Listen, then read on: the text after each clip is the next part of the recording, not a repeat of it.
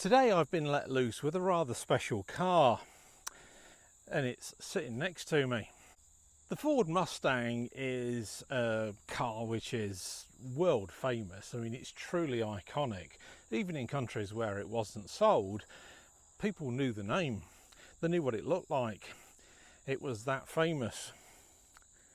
Launched, of course, in 1964, and this was the brainchild of Lee Iacocca. I've already discussed the history of it when I filmed the very controversial EV version last year. But the first generation car, which ran for almost 10 years, actually grew larger during its own timeline. And it had grown some length in 1967, and it had grown length and width in late 1969. And then again in 1971, where it was a considerably different car to the 1964 model. I've actually written about that final generation version in Classic Retro Modern magazine, and I'm hoping to film that car at some point when the owner and I can actually get our schedules together. But in 1969, for the heavily revised model, there was a new variant of the Mustang based on the V8, and it was called the Mach 1. Now the Mach 1 has become kind of symbolic since, and even in the watered down Mark II guise of 1974, which was a direct result of the 1973 fuel crisis, the Mach 1 only received a V6, but the Mach 1 nameplate came back. It came back for 3 years in 2020. It was launched during the height of COVID, and it just gave people during that time hope, I think. And so it was quite a clever time for it to be launched, although not the best time for manufacturers, period. But the original car in 1969 was essentially a cosmetic package. It had nicer wheels, for instance. It had a slightly bigger exhaust, but it had some stripes as well, and it had some faux hood scoops. Yeah, all good stuff, but it was really largely cosmetic. You could, though, option that Mach 1 with actual spoilers, which gave it extra downforce, and a functioning hood scoop as well. The Mach 1 that debuted in 2020, this one, is a bit of a different animal, and it's a far cry from what Iacocca could have conceived. I'm Darren, and this is Auto Atlantica. So as I've said, this Mach 1 debuted in June of 2020 for the 2021 model year, and it was essentially always going to be a fairly limited run. It wasn't a limited edition in its own right, but it only ran for 3 model years, and it was effectively in an uprated performance package of the standard Coyote V8.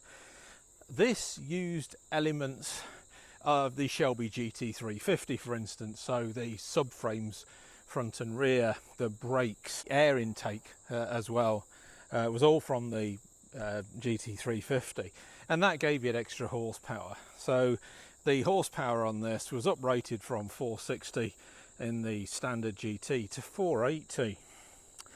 It also incorporated elements of the GT500 as well, so the larger exhaust here, the diffuser at the back notably is straight from a GT500. Altogether, it's a very attractive package. It's got the orange accents with the stripes on the bonnet, and also the brake calipers as well, and they're a direct homage to the 1969 original. It's got the classic Mach 1 badging on the front wings and on the back here as well, and I really do like these blacked out tail lights. The boot, I'm going to try and open. It looks like a liftback, but it's not. It's got a regular boot, and it's about the same size as my Camaro. There's nothing really to write home about there, but that's not why you buy this car. I This, however, is why you buy this car.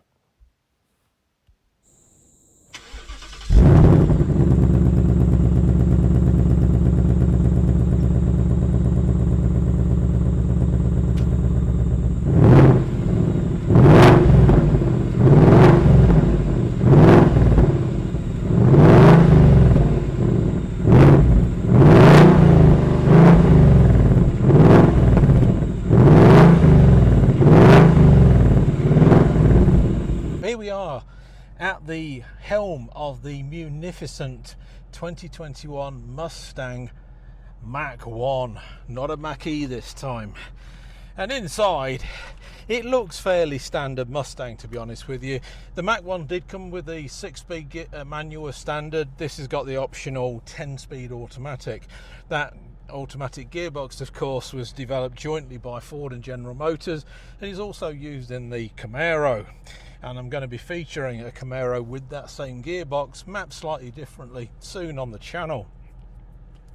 But starting with the 5th generation car, and that progressed to the 6th, it looked less outwardly retro for the 6th generation, but it was sort of updated retro inside. So all these sort of switches hark right back to the early cars, and I do like the various sort of like chromium trim on the door handles, for instance, and the door cards, as well as on the steering wheel and the gear stick. It is very nicely done, and these toggle switches are just gorgeous as well. When the 6th generation car was revised in 2018, it lost the 3.7 litre V6, so the only choices which remained were the 2.3 litre EcoBoost and the V8. This has got the full sort of track pack on it, so you got all the extra gauges for various differential and oil and transmission cooling, for example.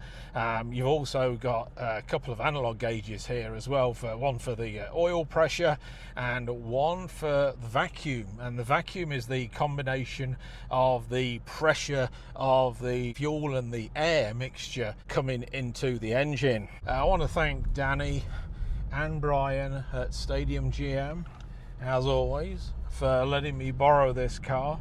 It is for sale right now at their dealership in Salem, Ohio. I think it's on the forecourt for about $50. So if you're interested in this car, contact either one of them. As I pointed out earlier, the Mach 1 had a bunch of goodies from both the Shelby GT350 and the GT500 fitted to it to distinguish it from a regular GT and give it a bit more oomph. So it took the front and rear subframes, the uprated subframes of the GT350, and also the air intake as well, and that helped to boost its horsepower from 460 to 480 and provide it with 420 pound-feet of torque as well at its maximum. It's also got additional oil cooling as well, again from the GT350. And now it took the rear diff cooling from the Shelby GT500 as well as the rear diffuser and exhausts. So this really is a very attractive package without going into Shelby territory.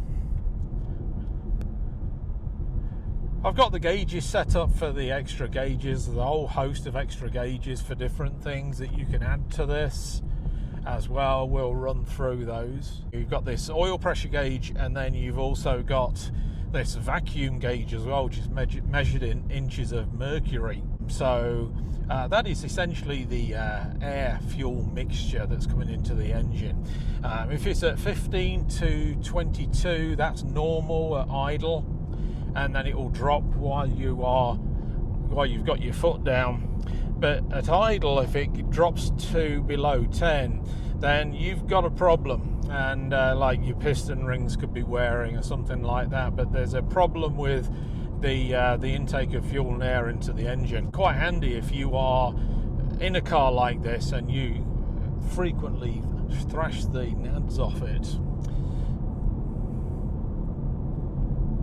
It feels fantastic. What I like about this car though is that as raw as it is, it doesn't feel uncivilized at all. It goes like a hooligan, and it's got a very stiff suspension as well, which you can feel, although these seats really do iron that out. But it also, when you're pootling along like this, it feels like a very civilized car. You could be in anything. You could be in a Fusion / Mondeo. It's very well behaved. It just doesn't want to go crazy all the time, and I like that, because it's a car for all seasons. Then the automatics are actually, in both cases, the same with the Camaro as well, they are actually quicker off the line than the manuals are. This particular car will get to 60 in 4.1 seconds, which is pretty much identical to a Camaro LT1 with the same gearbox. The manuals are a few tenths of a second slower to get to that point. But what a car. It's absolutely tremendous.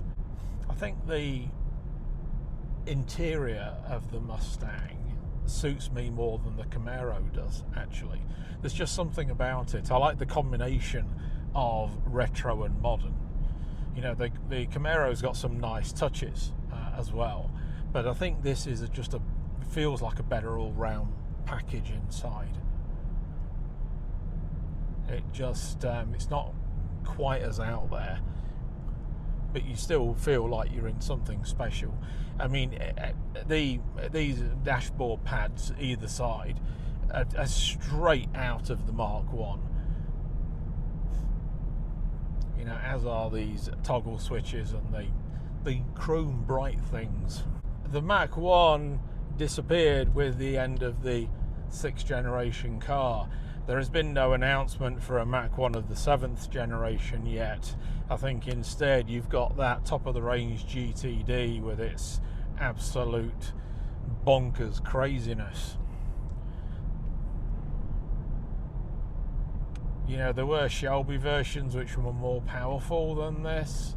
A couple of other limited editions. This was considered one of the special editions rather than a limited edition car. Unfortunately, I've got into this car on Sirius XM, which is set to a rap station.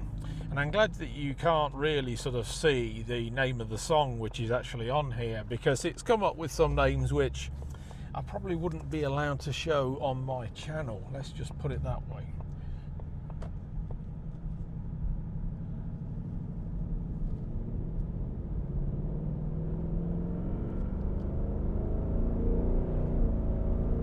Now, I'm not really opening this up. I am in the sport mode on the exhaust. There is a track mode as well, like the Camaro SS, which is even louder. But we're already at 60, just in a few short seconds.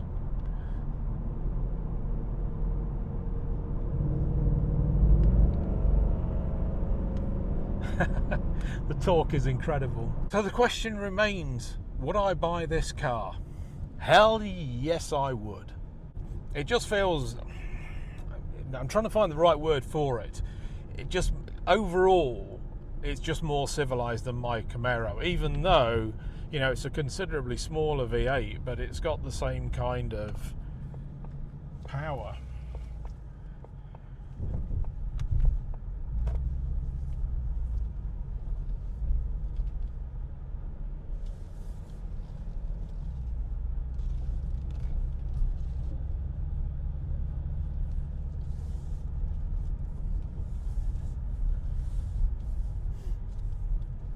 Yeah, but if truth be told, I'd want this car in addition to my Camaro. So we've got auxiliary gauges on this Mustang. You press a Mustang button to enter that mode, and I'm just going to show you the gauges that you can have. I'm going to configure my gauges. We've got the air fuel ratio up. You can have an oil temperature at the axle, cylinder head temperature we've got up, the oil pressure, The inlet air temperature we've got up. You can have the transmission oil temperature as well, the vacuum, which we've already got anyway, and the voltage, the battery voltage. So we've got the interesting stuff up there anyway. So let's come out of that. And then the really cool features are some of these track apps. You've got different ways to start the car. There's various start options for being on a track, etc. You've got a lap timer, an acceleration timer, and a brake performance. But the interesting one is line lock. Let's just go into that. Now, we're not going to do it in this car. It's not my car. I'd love to do it. I don't have permission to do it. And it's probably more than my insurance would cover if things went wrong. But basically it allows you to do a burnout. It will lock the front axle, allowing the rear axle to move freely. So you basically got the car stationary, and the more you put your foot down, the more those rear wheels will spin and create a whole host of smoke, shall we say. Really, really clever stuff. But like I say, not something I really want to get into with this car today. I know it's great content. I know people will be yelling at me for it, but if it was my car, absolutely, but not as it is. Sorry guys. So let's come out of that, and we're back to the regular gauges.